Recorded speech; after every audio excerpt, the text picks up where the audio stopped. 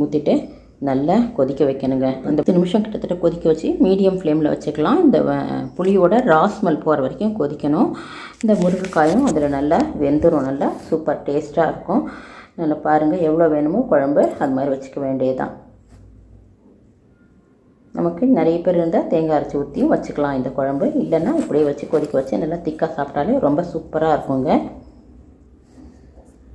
நான் வந்து இன்றைக்கி தேங்காயெலாம் போடலை, நல்லா கொதிக்க வச்சுட்டு அப்படி இறக்கிட்டேன், அவ்வளோதாங்க. இப்போ நல்லா திக்கானோடனே செம்மையாக இருக்கும். இது நல்லா தேன் மாதிரி இருக்கும்னு வாங்களே குழம்பு, அது மாதிரி இருக்கும். இந்த மொச்சக்கொட்டை மொச்சக்கொட்டை கத்திரிக்காய் போட்டு வைக்கலாம், மொச்சக்கொட்டை முருங்கைக்காய் போட்டு வைக்கலாம், மொச்சக்கொட்டை வாழைக்காய் போட்டு வைக்கலாம். ரொம்ப நல்லாயிருக்கும் இந்த காரக்குழம்புலாம்.